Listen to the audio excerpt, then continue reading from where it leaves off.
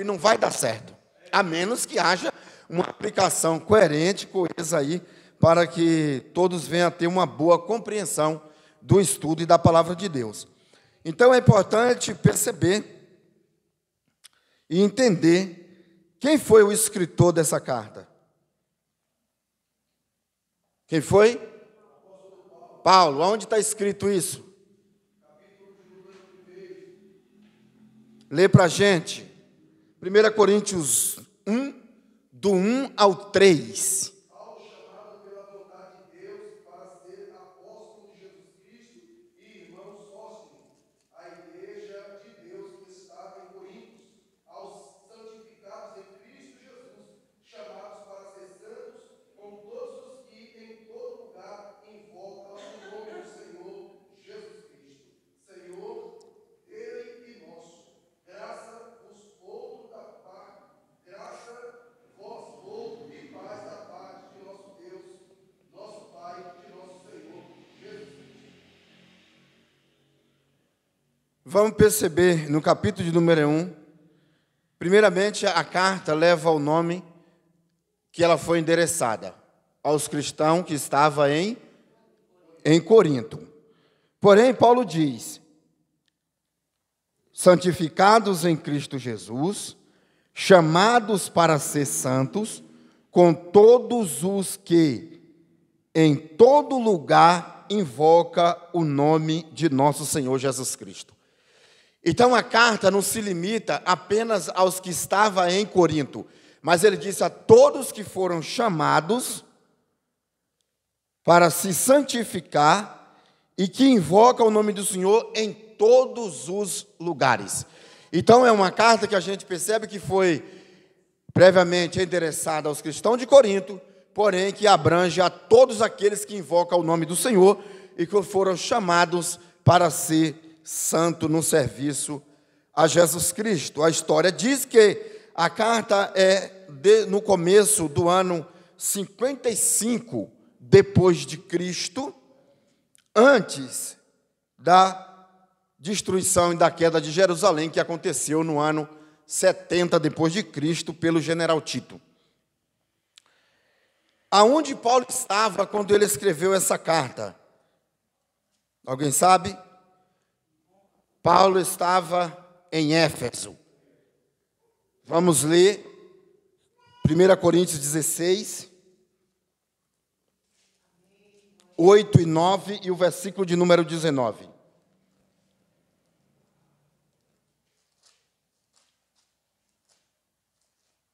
Ficarei, porém, em Éfeso até o Pentecoste, porque uma porta grande e oportuna para o trabalho se me abriu, e há muito adversário. Então, Paulo está escrevendo de Éfeso. Ele diz: ficarei em Éfeso, porque uma grande porta se me abriu e há muitos adversários. Então, o Paulo estava em Éfeso quando ele escreveu a carta aos Coríntios. Vamos ler o 19 também?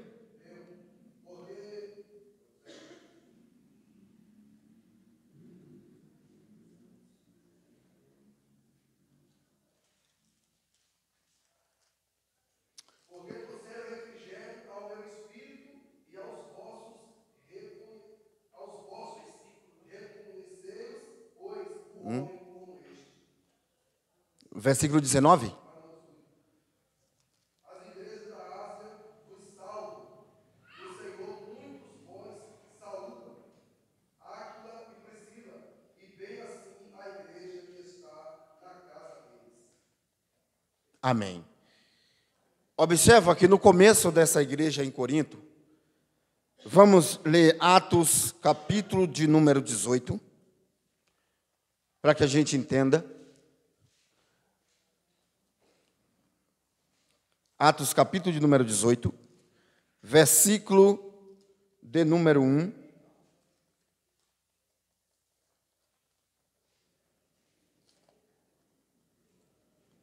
Atos 18. Depois disso, deixando Paulo a Atenas, partiu para Corinto. Lá encontrou um certo judeu chamado de Áquila,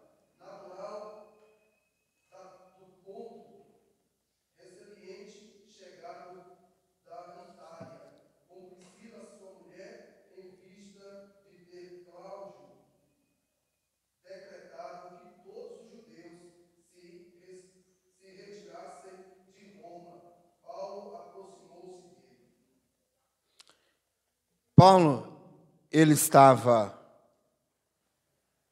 em Atenas, 73 quilômetros aproximadamente de Corinto. Paulo estava pregando numa sinagoga do judeu, e ali muitos dos gregos creu no que Paulo estava pregando acerca de Cristo e a ressurreição dos mortos. Havia muitos gregos, muitos judeus que creram, porém, outros, ou da seita do judeu, eles rejeitavam a palavra de Cristo e também, sendo Cristo primogênito, autor da ressurreição e autor da vida. E ali passaram a enxotar ou a expulsar Paulo da sinagoga. Paulo se retira, muitos que estavam ali creram, foram junto com ele. Aí Paulo, em Atos 18, deixa a cidade de Atenas e desce para Corinto, cidade da Ásia, aonde ali ele encontra com Priscila e Áquila e passa a pregar o evangelho e a viver na casa de Priscila e Áquila. Então ali começa-se a igreja de Corinto, na casa de Priscila e também na casa de Áquila. Então esse seria o começo da igreja de Corinto, porque Paulo vai passar aproximadamente 1 ano e 6 meses em Corinto, pregando a palavra de Deus ali e edificando esta igreja. Visto que a cidade de Corinto era uma cidade, ali como Antioquia, como a Pisídia, Roma, que eram cidades principais na Ásia, na época do apóstolo Paulo. E nesse ano, do ano aproximadamente de 55 depois de Cristo, Corinto era a principal, ou o epicentro, ou a capital de todas as cidades da Ásia, ali como o centro de distribuição, ou a capital mais famosa, onde havia muitos portos ali, muitos viajantes. Também tinha a cidade das Olimpíadas, onde aconteciam os Jogos da Grécia em Corinto. Então, era uma cidade onde se fortalecia, onde a riqueza, o poder econômico, a influência social era algo muito influente. Havia também ali os grandes templos pagãos, onde se adorava a deusa Diana, também ao culto a Dionísio e a outros deuses gregos. Então, era uma cidade emergida e afundada na idolatria, aonde havia as sacerdotisas das deusas da fertilidade, aonde os homens de todas as regiões que passavam ali, aonde havia aquele porto, aonde havia os mercadejantes, passavam ali para os seus festins licenciosos. Por isso, quando alguém ia para Corinto, já dizia: essa semana nós vamos corintianizar. É o mesmo que dizer o tal do sextou, ou é carnaval, porque era todo tipo de imoralidade sexual se praticava ali, todo tipo ali era furto, era todo tipo de trapaça, acontecia dentro de Corinto.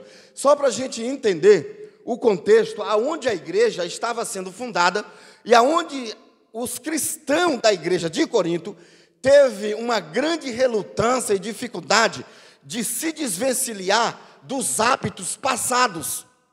Eles teve dificuldade de se libertar daquilo que eles praticavam anteriormente.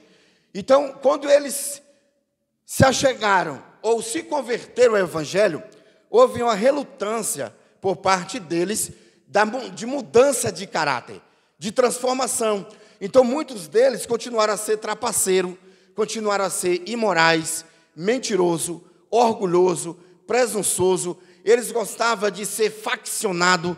Por isso a Escritura vai dizer que quando Apolo ele vai pregar, e a gente vai ver isso em Atos 16, que quando Apolo prega, depois Paulo volta lá novamente. Quando Paulo volta para a igreja, retorna lá para a visita, a igreja já está cheia de facção, já está cheia de grupos partidários. Porque um dizia: eu sou de Cefas, que era de Pedro. Outro dizia: eu gosto mais de Apolo, eu sou de Apolo. E outro dizia assim: eu sou de Paulo. E outro dizia: eu sou de Cristo. Então, a mentalidade facciosa dele, de grupo, de partidarismo, não havia mudado. A mente deles não havia sido renovada. Então, eles eram o tipo de pessoas que Paulo vai dizer assim: olha, se há entre vós partidarismo, é porque sois carnais.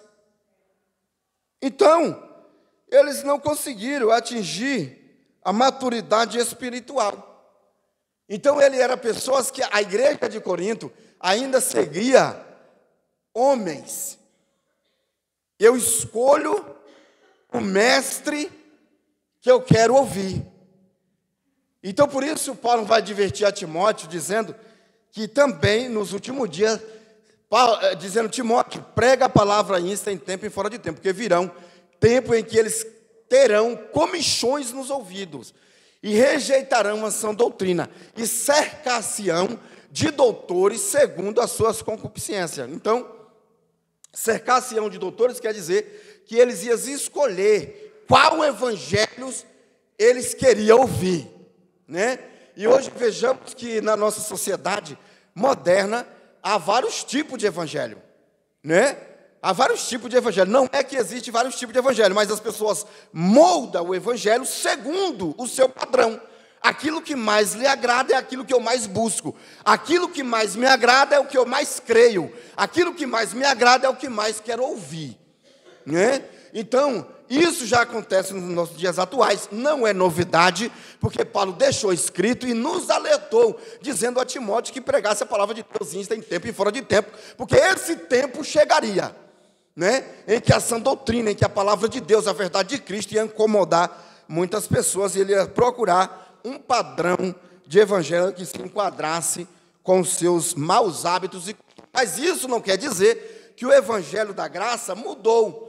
Isso mostra que a palavra de Deus é fiel, e o que Paulo falou se cumpriu, está se cumprindo, e que cada dia mais o ser humano se torna ainda mais amante de si mesmo.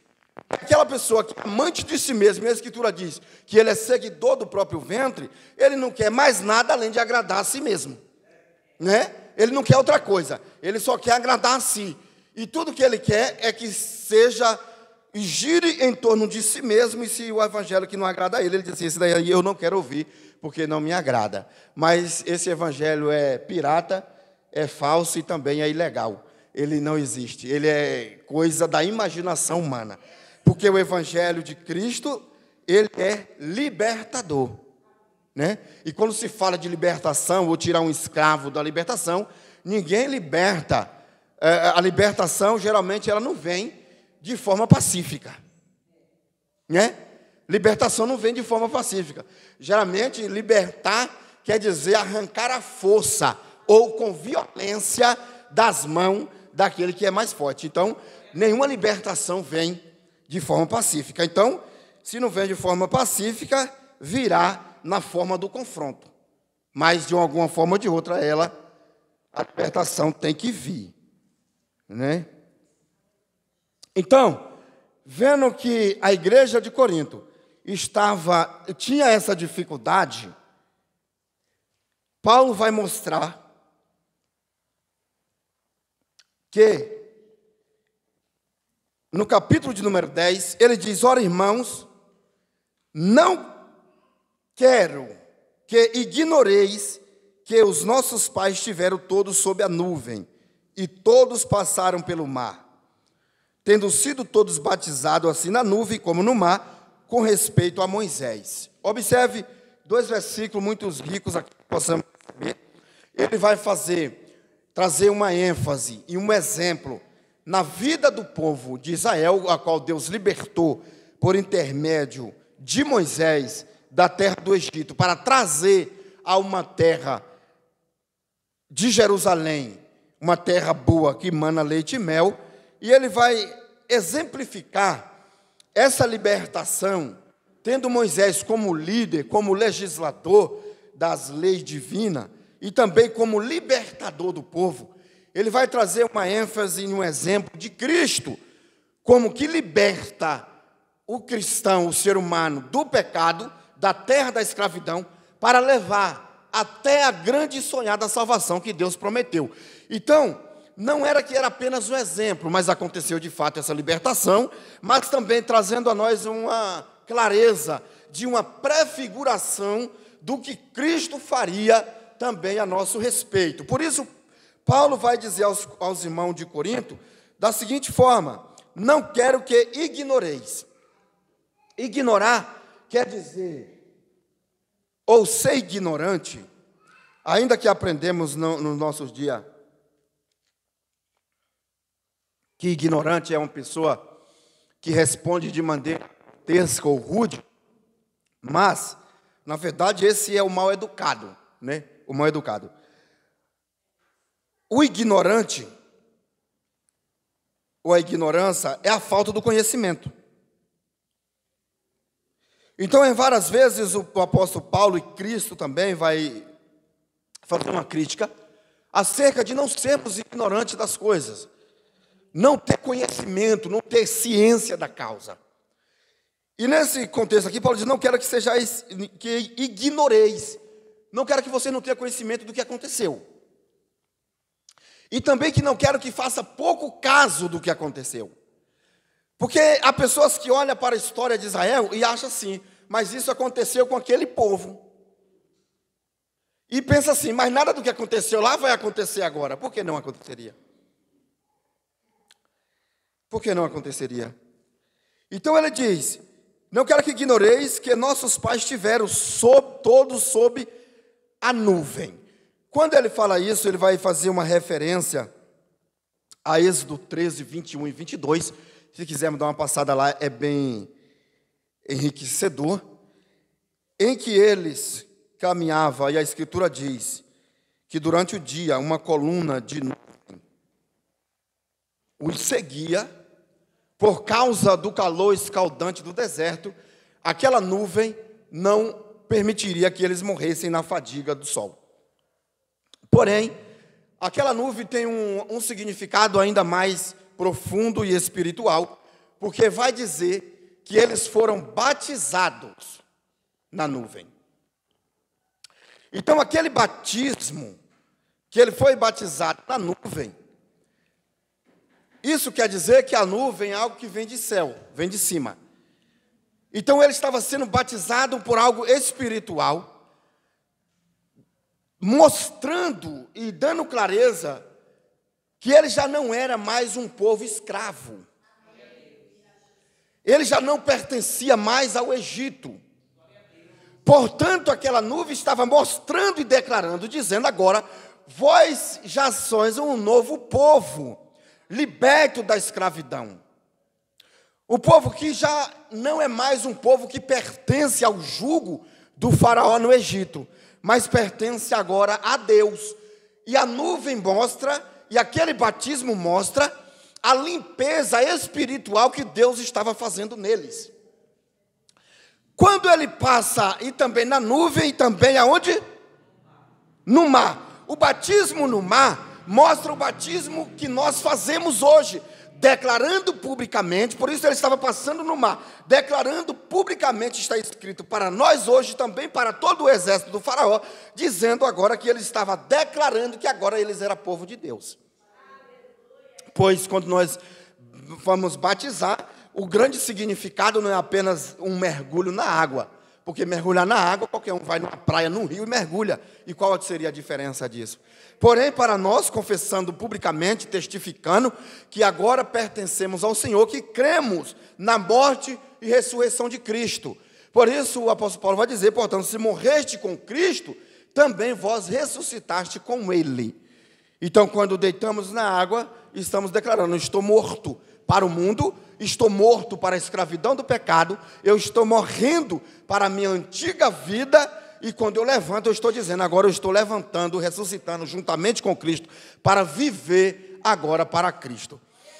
Visto que na Escritura, vemos também uma referência a Noé, como um batismo no dilúvio.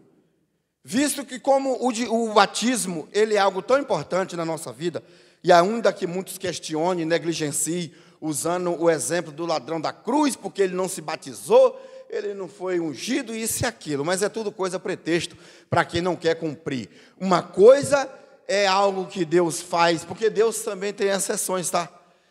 Não é que Deus pega algo e usa de severidade, né? O rapaz da cruz estava no seu último momento. Quem ia tirar ele da cruz vivo, levar ele andando para ser batizado num tanque? Então as pessoas, com a sua ignorância, a sua mente rude, inventam algo para justificar às vezes, sua relutância à obediência à palavra de Deus. E nesse contexto, você vê que a condenação não está ligada ao batismo, mas o fato da pessoa não crer. Ela não crê já está condenada, porém o batismo é uma testificação pública.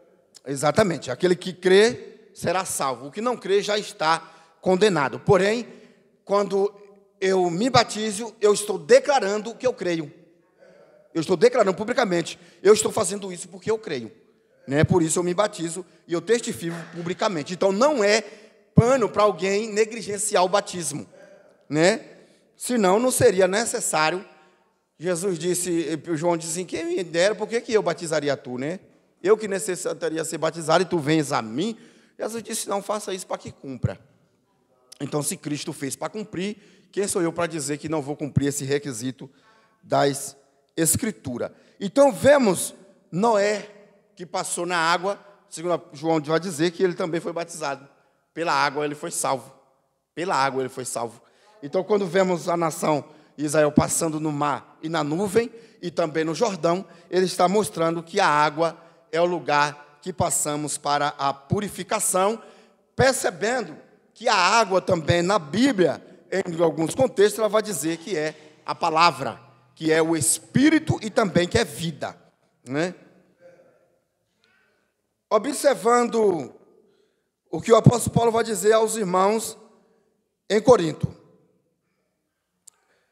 Pois eles tinham grande relutância em aceitar as verdades de Cristo. E tinha se tornado lento, que é uma coisa trágica na vida de um cristão. É quando ele se torna tardio. Eu vou ler aqui no 1 Coríntios capítulo 3, que diz assim: eu, porém, irmãos, não vos pude falar como a espirituais, e sim como a carnais, como a crianças em Cristo. Leite vos dei a beber, não vos dei alimento sólido, porque ainda não podieis suportá-lo, nem ainda agora podeis, porque ainda sois carnais, porquanto havendo entre vós ciúmes, coisa de carnal e pessoas que não evoluiu, tá? Aí já percebemos, ciúmes, pessoas que se tornou tardio no amadurecimento com Cristo, pessoas que ainda é menino na fé e não pode receber um alimento. Havendo entre vós ciúmes e contendas, pessoas briguentas, pessoas que por tudo ela quer criar um caso na obra de Deus. Coisas assim que pode... Não, esquece isso aí, deixa, isso aí não é maior que o sangue de Cristo foi derramado por nós. Isso aqui não é mais importante do que o propósito e o chamado que Deus tem na nossa vida. Por que eu me viraria para isso e daria atenção a isso aqui? Né? Devemos usar como exemplo, um grande exemplo como Neemias, né? Que o rapaz está lá debaixo chamando ele, falou, não, eu não tenho tempo para isso aí, visto que eu estou uma grande obra. Eu tenho uma grande obra para fazer. Eu tenho um grande chamado de Deus na minha vida. Eu tenho um propósito. Eu tenho um foco, um alvo a atingir. Eu não posso voltar a minha mente e o meu tempo para essas coisas. Para contenda, ciúme. Aí ele diz, não é assim que sois carnais? E andais segundo o homem? Quando, pois, alguém diz, eu sou de Paulo, outro, eu de Apolo, não é evidente que andais segundo os homens? Não é evidente? Quem é Apolo? E quem é Paulo? Servo por meio de quem creste, e isto conforme o Senhor concedeu a cada um. Eu plantei, Apolo regou, mas o crescimento veio de Deus, de modo que nem o que planta é alguma coisa, nem o que prega, nem o que rega, mas Deus que dá o crescimento. Ora, o que planta e o que rega são um, e cada um receberá o seu galardão segundo o seu próprio trabalho, porque de Deus somos cooperadores, lavoura de Deus, edifício de Deus sois vós. Paulo aqui, ele fica, né, meio que preocupado. E ele disse que não poderia dar um alimento sólido, porque as pessoas de Corinto ainda não tinha conseguido amadurecer na fé. Então ele andava com relutância, tendo que dar, papinha, dar leite, visto que o leite de cabra e de vaca na época era guardado em garrafas, em águas frias ou nascentes, para o tratamento, para dar para a criança e para enfermos. Então Paulo chama os cristãos de Corinto tanto de criança, de meninos, quanto de enfermos, pessoas enfermas na fé, que ela fica 5, 8, 10 e ainda se gloria dos anos de evangelho que tem, porém a maturidade ainda é de um menino, ainda é de uma criança, E Paulo diz ainda, não são os carnais, pois alguém diz, eu sou de Paulo, e outro, eu sou de Apolo. Então, percebe-se que eles andavam segundo os homens. Se o fulano de tal estiver lá, eu vou. Se ele não tiver, eu não preciso ir. E aí? Se o fulano, o pregador, o pastor tal, o reverendo tiver, eu preciso me apresentar para que ele veja as minhas capacidades e quem sabe assim me dê até umas oportunidades e eu faço uma agenda para mim. Aí, meu amigo, você já vê o carnal. Entendeu? Se tem alguém lá, eu me esforço, eu me dedico, eu cuido, eu zelo para mostrar a minha dedicação e o meu zelo na obra. Mas se ele não está, não precisa. Eu chego a hora que eu quero, eu não faço nada, eu não estou nem aí. Aí, Paulo disse, é enfermo na fé, é menino, porque ainda busca agradar e ainda segue aos homens e não a Cristo. Eu quero ler Hebreus capítulo de número 6, para que a gente entenda a imaturidade espiritual e a falta de progresso dos cristãos de Corinto e aos hebreus também, que vai também abranger a todos. Hebreus 5, versículo de número 11. A esse respeito, temos muitas coisas que dizer e difíceis de explicar. Porquanto vos tendes tornados tardios em ouvir, pois com efeito, quando deveis ser mestres, atendendo ao tempo decorrido, tendes novamente necessidade de alguém que vos ensine de novo quais são os princípios elementares dos oráculos de Deus.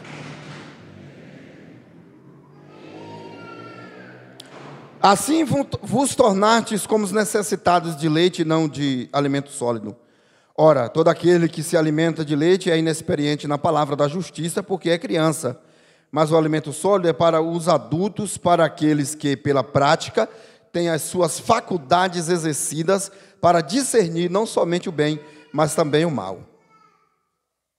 Por isso, pondo de parte os princípios elementares da doutrina de Cristo, deixemos-nos levar para o que é perfeito, não lançando de novo a base de arrependimento de obras mortas, da fé em Deus, o ensino de batismo e da imposição de mãos, da ressurreição dos mortos e do juízo eterno. Isso faremos se Deus permitir.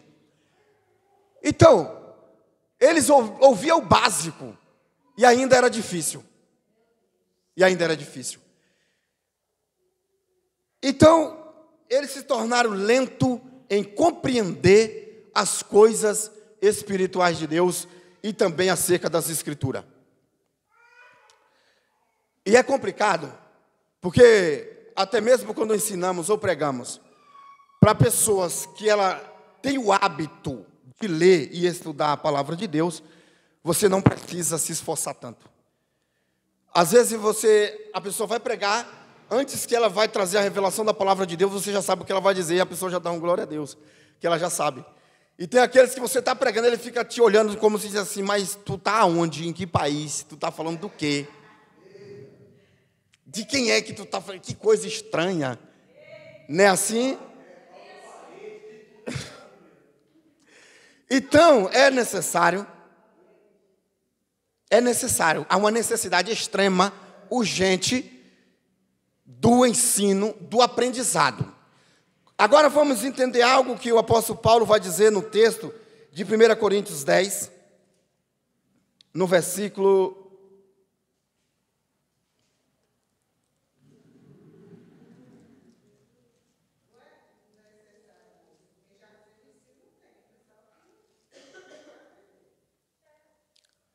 'Pois estiveram, que nossos pais estiveram todos sob a nuvem.'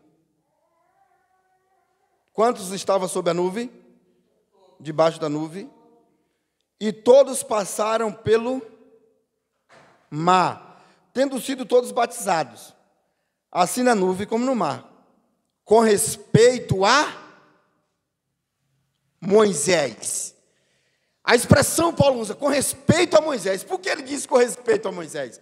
Porque ele queria deixar bem claro, né, que ele não estava,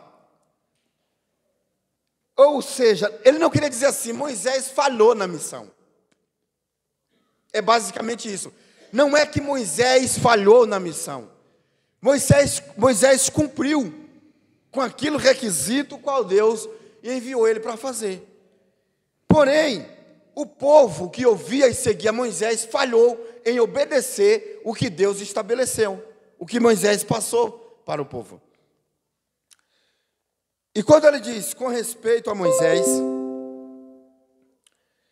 percebemos que não foi uma falha de Moisés, mas uma falha daqueles que ouviram a mensagem e não respondeu com fé ou com obediência. E não é diferente quando olhamos o texto de Lucas capítulo, ou Mateus capítulo de número 11, quando Jesus disse, veio João no caminho da justiça pregando, e diz aí, né, veio o Filho do Homem no caminho da justiça pregando, eis aí um glutão e bebedor de vinho, né? Vem aí João Batista pregando e dizendo, arrependei-vos porque é chegado no reino dos céus, e eles se comportaram como meninos na praça, que chama para, entoa lamento e ele não chora, entoa cântico e eles não dançam. E ele disse, mas a sabedoria é justificada por todos os filhos. Então, o texto está dizendo da seguinte forma, João pregou e eles não deram crédito, Jesus anunciou, mas eles não estavam nem aí. Mas o problema não estava no mensageiro, mas naqueles que ouviam a mensagem e não respondiam com fé e com obediência. Então essa era a mensagem que estava passando aos cristãos de Corinto, que não progredia na fé e tinha grande relutância em obedecer os mandamentos de Deus. E ele vai usar a história como um exemplo, e ele vai dizer, para nós, com respeito a Moisés, todos eles comeram de um só manjar espiritual e beberam da mesma fonte espiritual, porque bebiam de uma pedra espiritual que os seguia.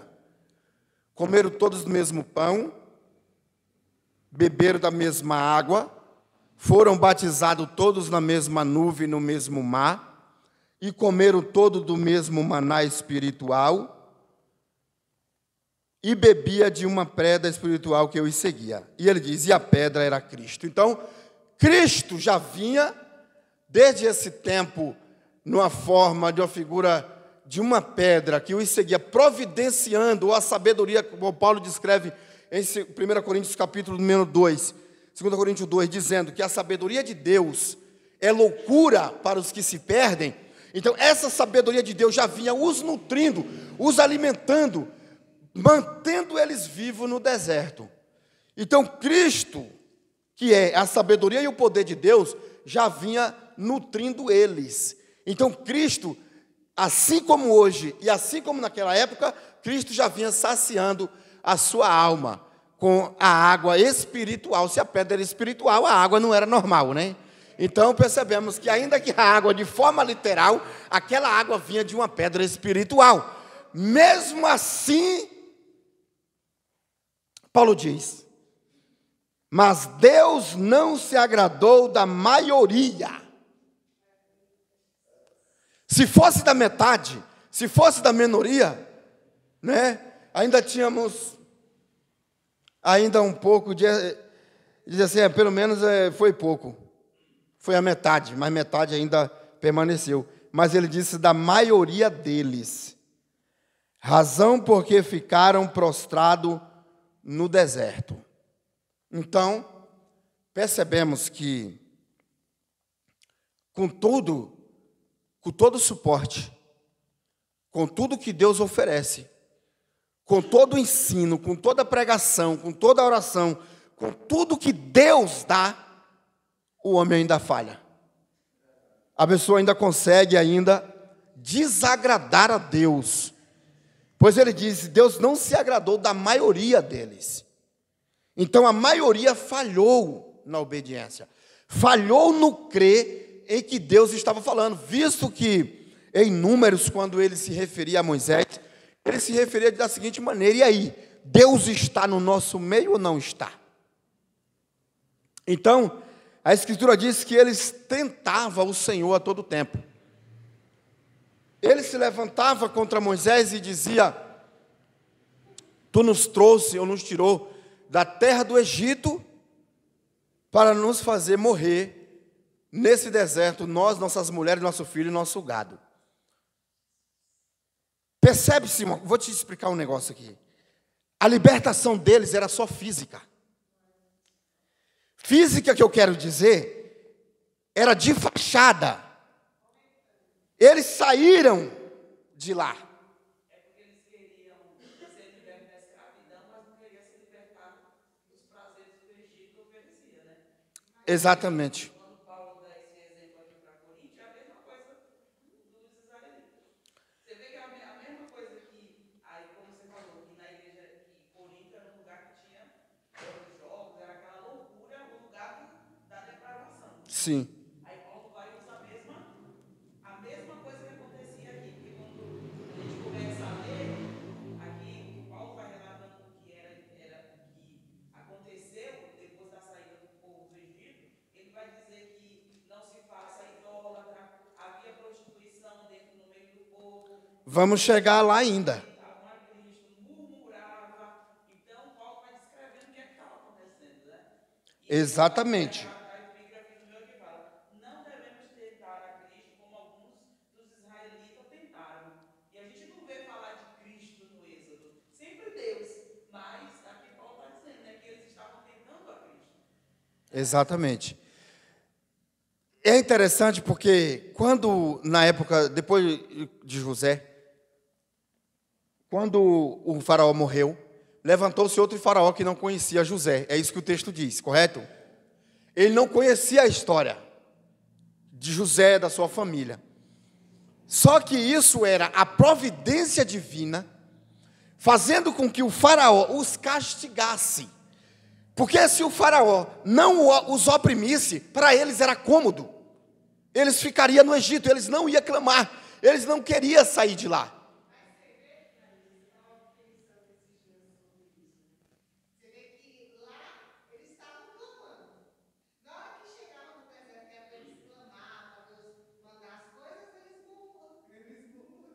Exatamente. Sim. Uhum.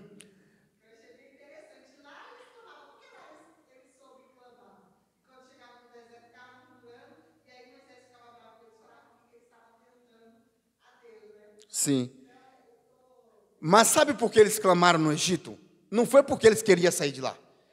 É porque Deus falou para Abraão que quando completasse os 400 anos, Deus ia fazer com que o faraó afligisse eles. Olha que coisa interessante. Deus ia fazer com que endurecer o coração do faraó, o faraó ia afligir, aí eles iam clamar. Quando eles clamassem, Deus ia e libertava. Porque se Deus não permitir a aflição, a pessoa fica na escravidão, fica escravo, porque tá bom, porque é cômodo. Desde que eles estejam tendo casa para morar, eles têm comida para comer, têm roupa para vestir, eles têm tudo ali a seu dispor, para eles não tem problema. Ainda que eles trabalhem debaixo do jugo do faraó, se não afligir eles, eles não clamam a Deus. Porque para eles a falsa liberdade, desde que eles estejam bem saciados, tá bom. Mas Deus quer prover uma liberdade.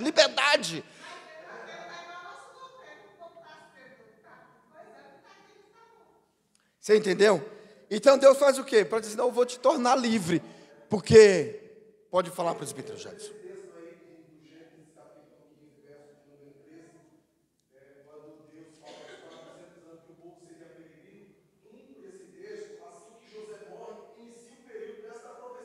Sim.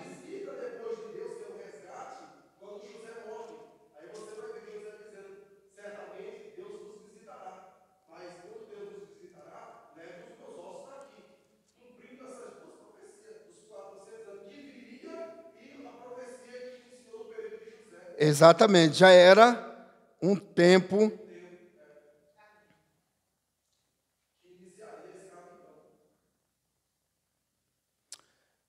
Êxodo 2:23. Decorridos muitos dias, morreu o rei do Egito.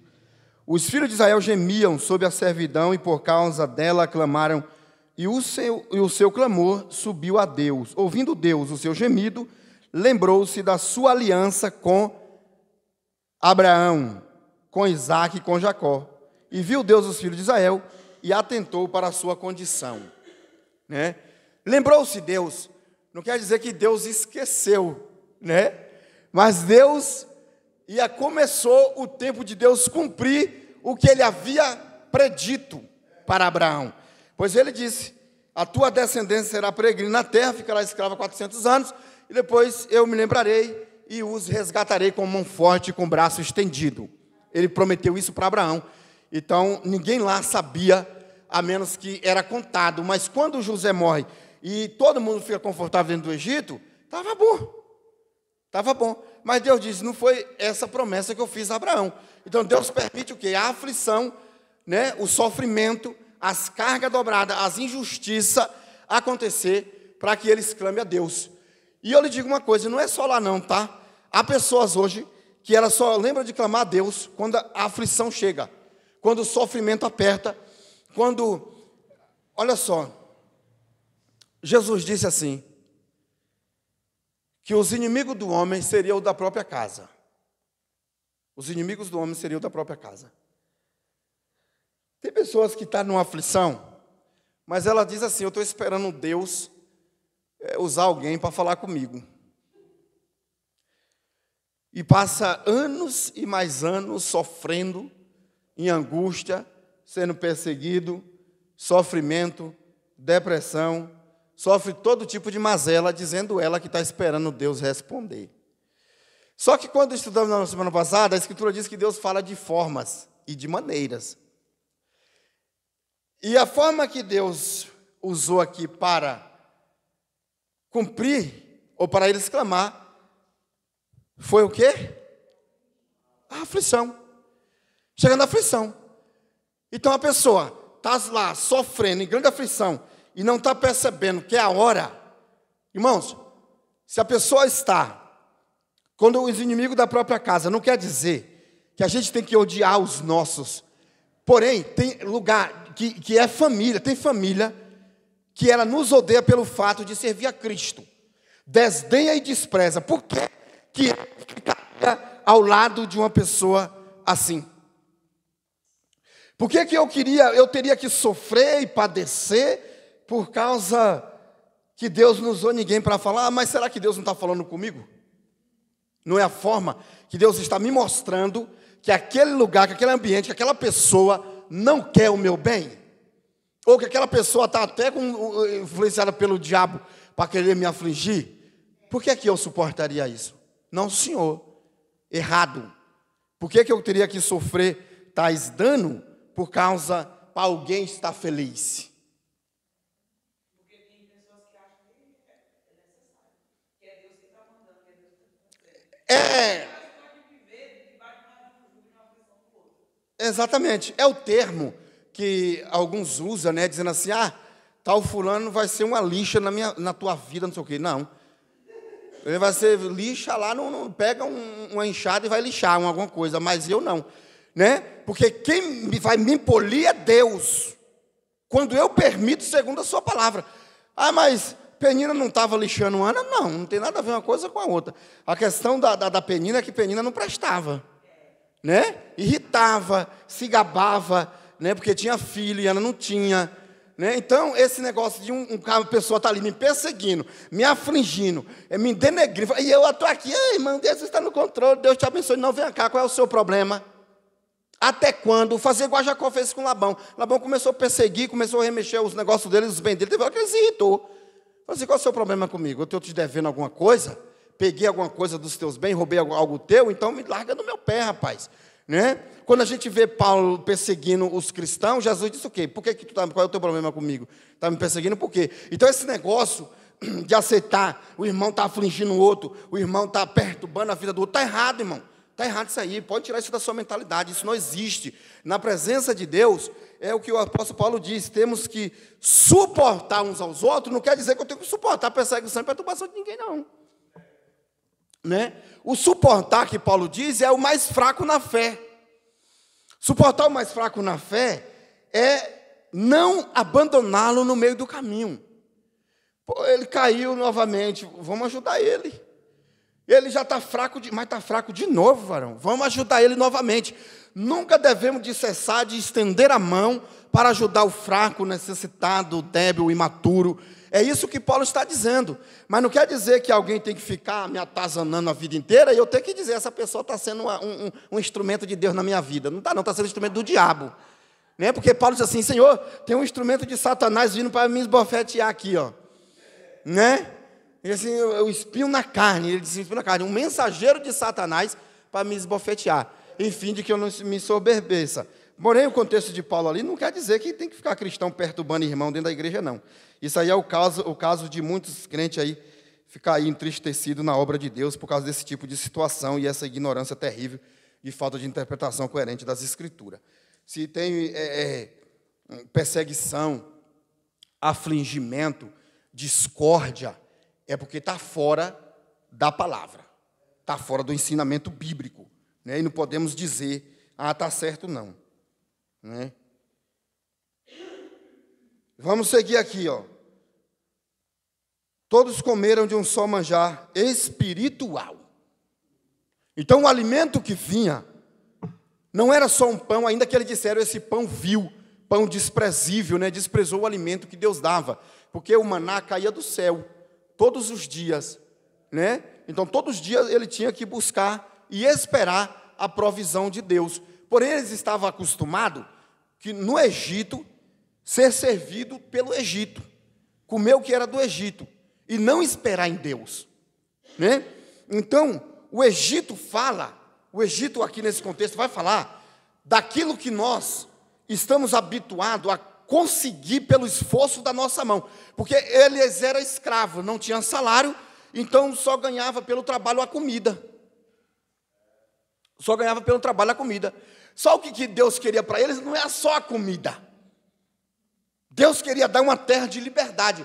E a Escritura diz que era uma terra que manava leite e mel, terra de gordura, de azeite e de leite. Então, Deus está falando de um lugar próspero, uma terra de prosperidade, de abundância, falta de escassez. Mas a mentalidade deles estava onde? Na escravidão. Né?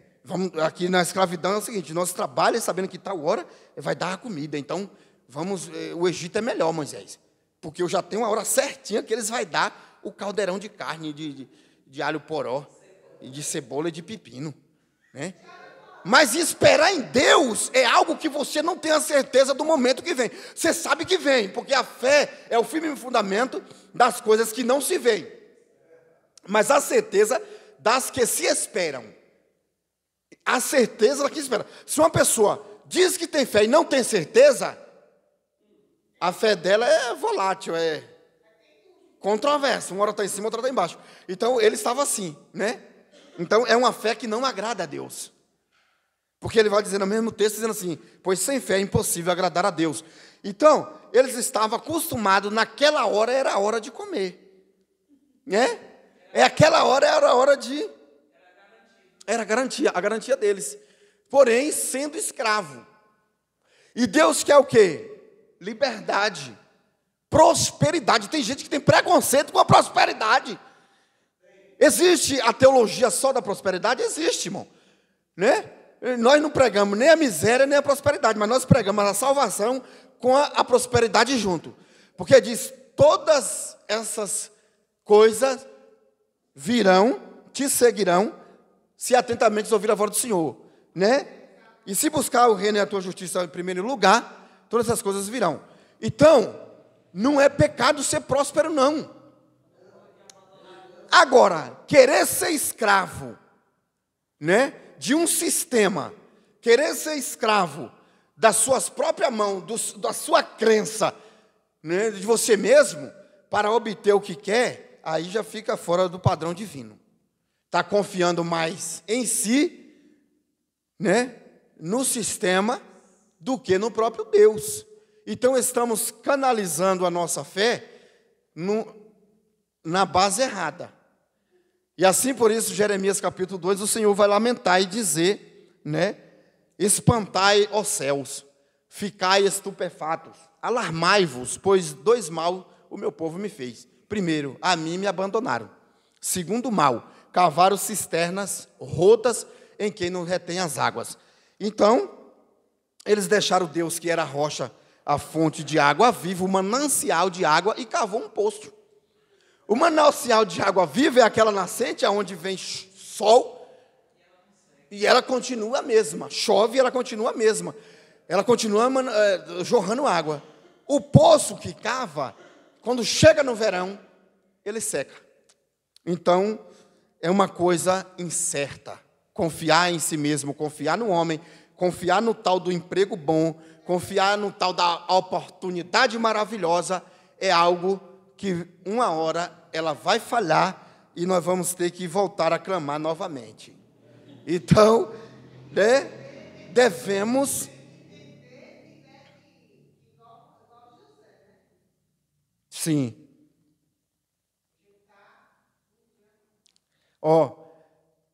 E se agradou da maioria, não se agradou da maioria deles, razão porque ficaram prostrados no deserto. Eles morreram, foram mortos. Ficaram prostrados, quer dizer que Deus disse, vocês vão peregrinar 40 anos, até que essa geração inteira seja exterminada e uma nova geração se levante para entrar na terra. Os de 20 anos para cima, não entrou nenhum. Somente de 20 anos para baixo, porque não ouviu, não saiu do Egito juntamente com eles. Né? Então, somente de 20 anos para baixo, exceto Josué e Caleb, entraram na terra prometida. Olha só. Limpou, Deus limpou. Observe uma coisa, Deus sempre lhe fala de limpar, né? E a gente percebe algo na história de Abraão, Isaque e Jacó, que quando ele chamou Abraão, olha o tempo que ele foi cumprir a promessa que nasceu o Isaque. 70 e tantos anos que ele foi ter o Isaque. Então, em todo esse tempo, Deus estava limpando a consciência e a mente de Abraão para o Deus verdadeiro, para que Abraão viesse a abster de tudo aquilo que ele aprendeu na casa dos seus pais. E depois, as 12 tribos só veio a partir de Jacó. Por isso que Abraão se preocupava e dizia, Senhor, mas só tem Eliezer, o meu servo, mas cadê o filho que tu me prometeu? O Senhor não disse que ia fazer uma grande nação, e só veio depois de Isaque. Porque Deus, ele vem limpando as gerações daqueles hábitos. Então, a geração que não saiu do Egito, que não estava contaminada com os costumes e os hábitos, visto também que quando Israel saiu do Egito, diz que saiu com bastante riqueza e ouro e prata, foi o que eles fizeram, o bezerro de ouro no deserto, também de dentro de Israel, segundo Números capítulo 13, vai sair um vulgo. O vulgo que a Escritura diz ali, não dá um nome, eram pessoas que não eram israelitas, mas que simpatizou, né, com o que aconteceu ali. Muitos ali eram casados com egípcios, tinha família, né, fez a miscigenação de família e saiu no meio. E quando eles saíram e viram, quando chegou no deserto, eles foram a principal fonte de contaminação, né? Começaram a contaminar o povo de Israel que saiu para murmurar contra Deus, para fazer duvidar da promessa e contestar a autoridade de Moisés naquela jornada. Então, Deus já permitiu que, e deixou que eles ficassem prostrados, para que também esse vulgo que saiu do Egito, também não viesse para a terra prometida, também, porque era só para os escolhidos de Deus e para aqueles que criam na sua palavra. Visto que ficaram prostrados no deserto. Ora, estas coisas se tornaram exemplos para nós, a fim de que não cobicemos as coisas más como eles cobiçaram. Glórias a Deus. 1 Coríntios 5:11.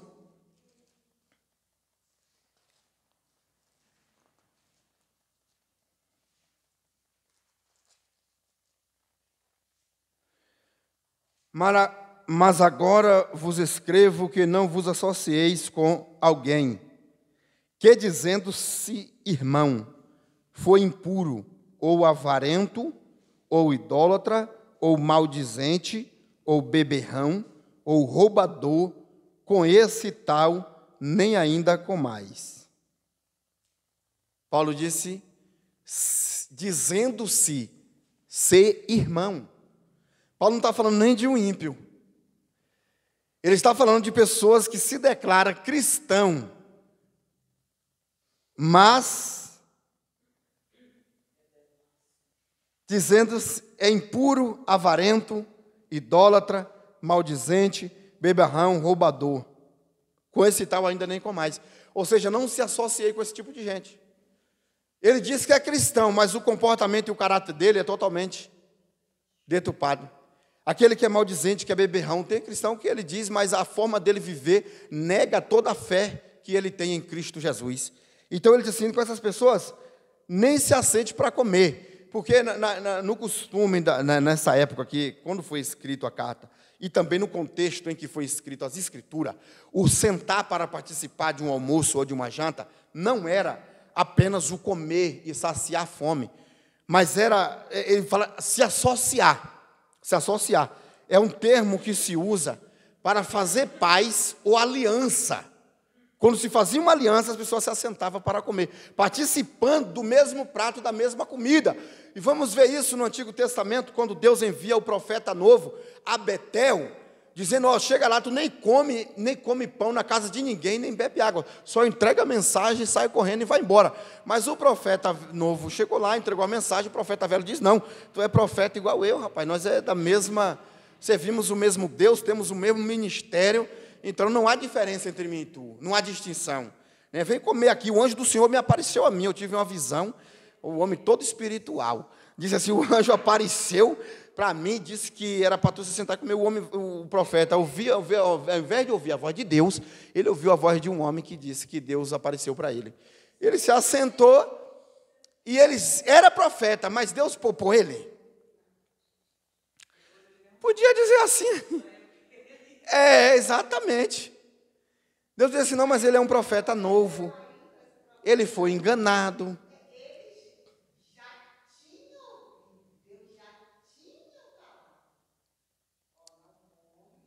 Exatamente. Vai, entrega a mensagem. É a mesma coisa que Paulo está falando aqui. Tu está vendo que a pessoa é avarento. Está vendo que é beberrão. Está vendo que é maldizente. Gosta de falar o mal dos outros. Tu ainda vai comer na casa de uma... Quando uma pessoa desse tipo de gente chama você para ir na casa dela, você já sabe. Vem aqui em casa, vamos tomar um café. Tu já sabe. Ou ela quer comprar, ou ela quer vender o peixe podre que ela tem. Quer informação, quer saber de algumas coisas que não convém. Pode acreditar nisso. Irmão, se tem uma coisa que contamina a consciência do crente, é a tal da maledicência. Porque a pessoa, ela mata aquele outro na sua consciência, e quando ela olha para aquela pessoa, já vê como uma pessoa morta. Então, por isso que Paulo adverte. E eu vi, tem um rapaz, né, que falou uma frase interessante, que ele disse assim, tem pessoas que ele tem medo de lhe elogiar em público pelo aquilo que ele fala de você em oculto, né? Aquilo que você fala da pessoa em oculto, você tem medo de fazer até um elogio, porque as outras pessoas vão dizer assim, poxa, mas tu fala isso e isso daquela pessoa e agora tu está elogiando ele que... Então, o que acontece? É a frase que diz, quando alguém fala mal do outro, eu conheço mais o que está falando do que aquele de quem ele está falando, porque, de fato, eu não conheço aquela pessoa, né? Então, tudo que eu sei dela é porque alguém me falou. Mas, quando eu passo a conhecer, eu falo assim, poxa, mas não era isso. Não era essa imagem que eu tinha, né? Me falaram isso e isso. Então, é importante a gente, né, separar nossas amizades. Né? Separar nossas amizades. Ver com quem anda. Né? Bem dizia nossos pais, me diz com quem tu anda, que eu digo quem tu é. Não é verdade? A gente deve tomar muito cuidado com aquilo que ouvimos. Porque, primeiro, que aquela pessoa não quer se redimir. Segundo, que nós, se participar, vamos ficar todo ceboso, todo sujo, todo ceboso. Não vamos conseguir cultuar direito. Quando vamos orar, nossa consciência, o inimigo está lá na consciência, assim, mas tu está falando isso, tu está envolvido naquilo. Então, para que a gente venha ter a nossa consciência limpa, o nosso coração diante de Deus, é necessário se afastar. Ah, mas aquela pessoa vai ficar triste, o problema é dela. Eu não posso entristecer, primeiramente, Deus e segundo a mim, que eu preciso também cuidar de mim. Né? Então, eu tenho que estar bem. Se eu estou preocupado com aquela outra pessoa, com a amizade dela, eu já não estou a fim de agradar a Deus, e sim ao mundo. Né? Porque primeiro eu tenho que agradar a Deus, segundo, eu tenho que estar bem também. Né? Vamos seguir o estudo. E os cuidados espirituais que devemos ter nesse texto que Paulo fala aos irmãos de Corinto. Né? E ele diz assim, olha, como eles cobiçaram. Então, a cobiça é algo que vai abrir espaço, ou seja, o desejo, a cobiça, o desejo desenfreado do nosso coração. E às vezes não é só apenas do pecado da carne, não. Tem cobiça do nosso coração que ela vem com a forma de coisa boa. Mas tudo aquilo que é cobiça já é pecado. Nos faz desviar do propósito de Deus. Porque a partir do momento que nós somos cobiçosos, a cobiça vai abrir espaço e o nosso desejo desenfreado vai ativar.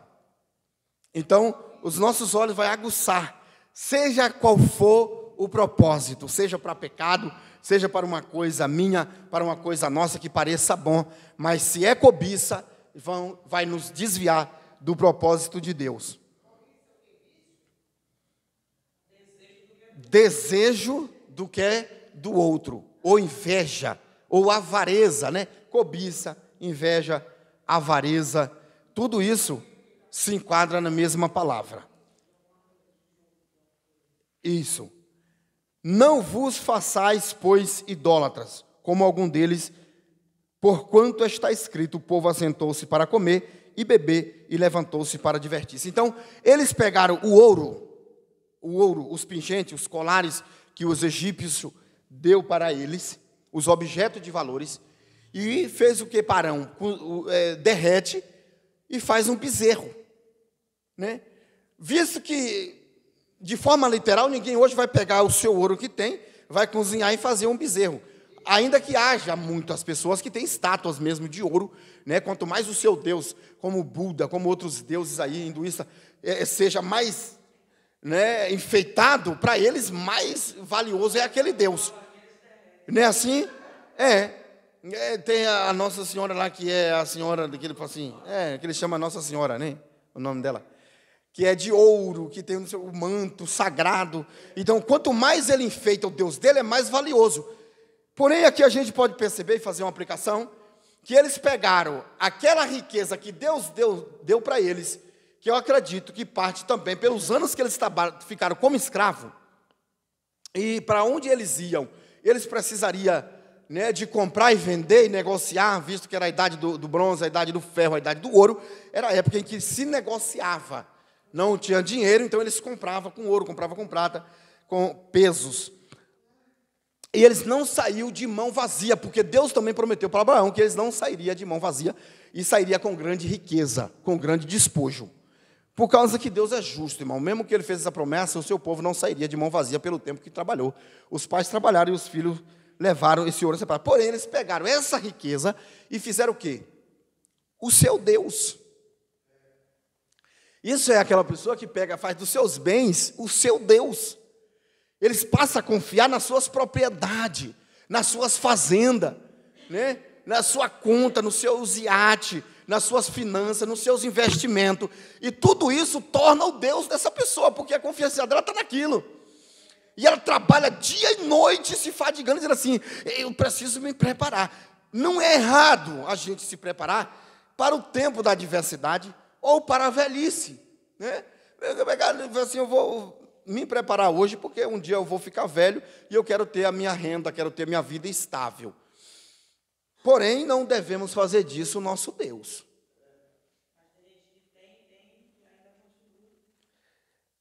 Mas é uma coisa que Salomão disse, que os olhos do homem, ele nunca se enche. Exatamente, é duas aplicações. O homem que ele fala, ele fala toda a carne. O homem, os olhos nunca se enchem. Para ele, nunca está bom, nunca está satisfeito. É onde entra a avareza, a cobiça, a inveja, e faz do seu ouro, da sua prata, o seu Deus, e a sua confiança passa a estar em objeto, em coisas, e não em Deus. Então eles pegaram o ouro, fez um bezerro. Depois que eles se tornaram idólatra, percebe que a decadência espiritual do ser humano é gradativa. Ele não, bufo, caiu aqui. Não, só cai assim se for morto. A menos que seja morto, a decadência e a queda espiritual, ela vai acontecendo de passo a passo. Então eles fizeram o quê? Primeiro eles se tornaram idólatras. Moisés demorou no monte, ele disse, vamos derreter o ouro e o pingente que temos, vamos fazer um Deus para nós. Pronto. A confiança já tirou do Deus verdadeiro, né? E colocou agora naquele bezerro que era de ouro. Segundo passo, se levantaram para...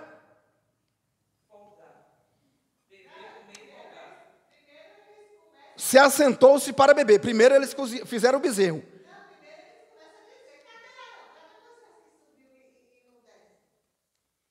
Sim, mas perceba, eles questionaram, né? Cadê? Mas depois eles fizeram o quê? Fizeram o bezerro. Quando eles fizeram o bezerro, confiaram no ouro.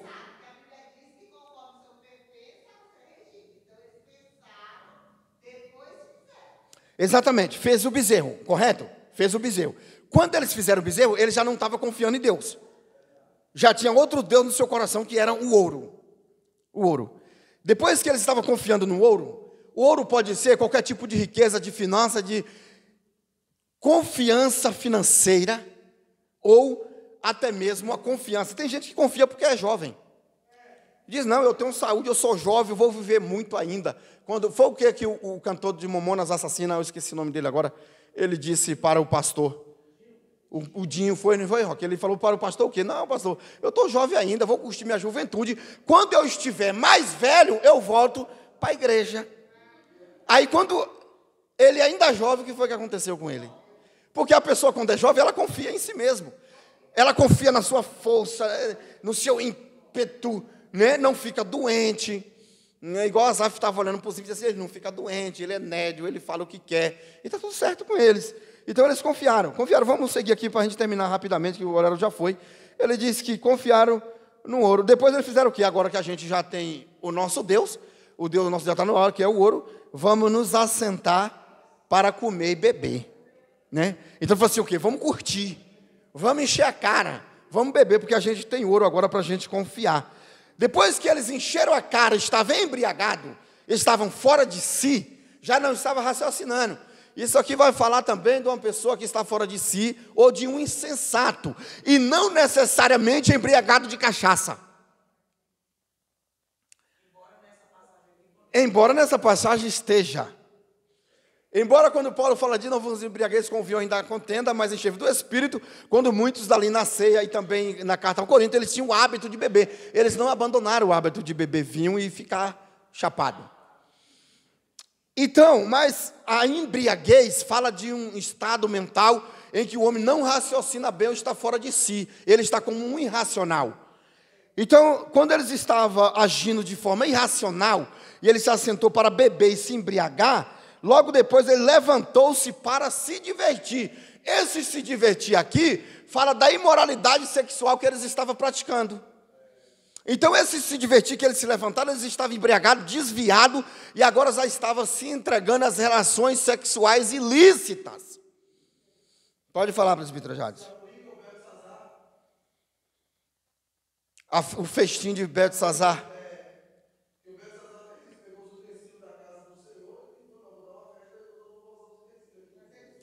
Sim, porque o Belsazar era o perverso, né?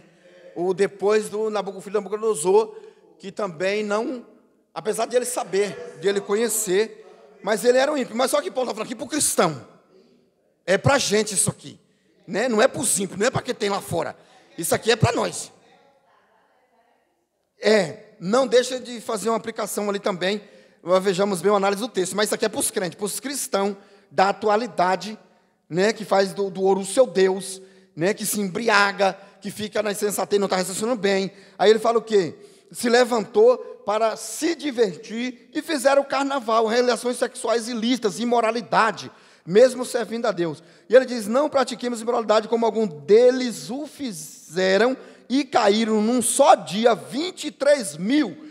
Isso fala da época de Balaão, em Números, em que eles praticaram imoralidade sexual com as mulheres moabitas. Não ponhamos o Senhor à prova, como algum deles já fizeram e pereceram pelas mordeduras das serpentes. Tem gente que pensa que pode abusar da graça, que pode abusar da bondade de Deus e ficar barato. Não vai ficar barato. Uma hora a fatura vai chegar e a pessoa vai ter que pagar aquilo que ela comprou no crédito, né? Então, não tem como fugir disso, é uma realidade. E quando chegar, não vem para cá ficar fazendo de vítima, mas igual o camarada falou assim, se alguém pecar, o pessoal vai ficar falando assim, tu acha, se eu pecar, ninguém vai falar, não é? Tem gente que fica procurando uma brecha, rapaz, e quando ele não acha, ele inventa uma.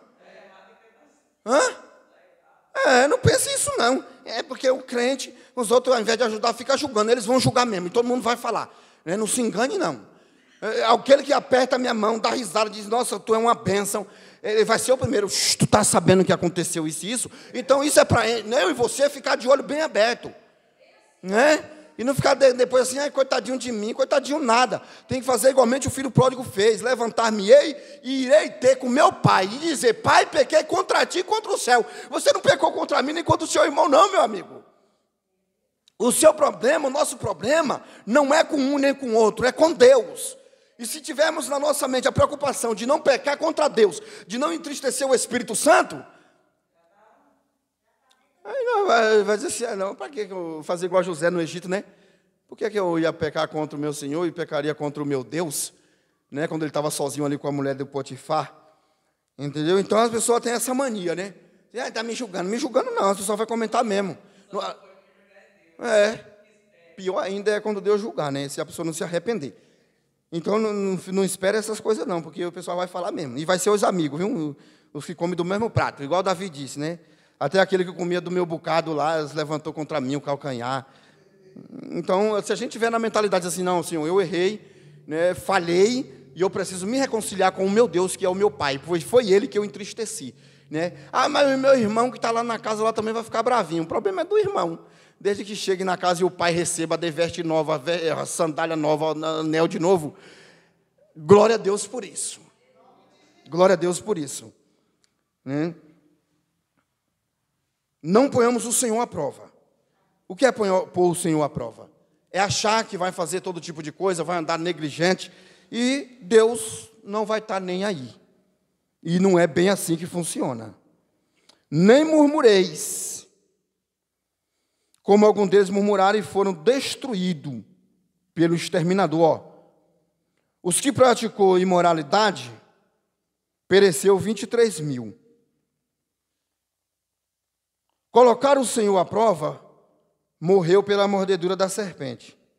Murmurou, foram destruídos pelo destruidor. Então ninguém ficou sem a sua punição. Ninguém ficou sem a sua punição. Estas coisas lhe sobrevieram como exemplos para que eles não fizessem mais. E para que a geração nova também não praticasse tais coisas. E foram escritas. Entendeu? Primeiro isso aconteceu. Deus disse assim: você murmurou, vai perecer pelo destruidor. Pecou na imoralidade sexual, a cobra morreu pela mordedura das cobras. Caíram 23 mil. Cobiçou as coisas más, pereceu no deserto. Agora ele diz, o exemplo para eles foi o que aconteceu. E para nós, Paulo diz, e foram escritas para a advertência nossa de que nós outros, sobre quem os fins dos séculos têm chegado, aquele, pois, que pensa estar em pé, veja que não caia. Então, Paulo diz assim, eles fizeram e pagaram. Aí o que Deus disse, escreve isso. Para aqueles futuros lá não pensar que vai praticar e fazer o que quiser, se comportar da maneira que quer, e achar que não vai acontecer nada. Pode dizer assim, alerta eles. Alerta eles. Para depois que quando vir o julgamento, não dizer que foi desavisado. Que a gente tem mania de dizer que foi desavisado, né? Foi do nada. Foi do nada não. A Escritura diz que nada acontece sem que Deus revele aos seus profetas. Né? Então Deus ele alerta, Deus ele fala, o Espírito Santo exorta. Qualquer cristão que for errar, o Espírito diz para ele que está errado. Diz. Mas como quando se alimenta mais a carne do que o Espírito, a Escritura diz que milita. Há uma guerra, um conflito interior. Há uma disputa na nossa carne, no nosso espírito, para que a gente não faça o que é certo. Então, é necessário que a gente venha estar atento e alerta diante desse texto aqui e saber que há consequências para aquele que tenta, para aquele que murmura, para aquele que é idólatra, para aquele que é avarento, para aquele que é orgulhoso, para aquele que é maldizente. Então, há uma consequência que espera todos que se comportam dessa maneira.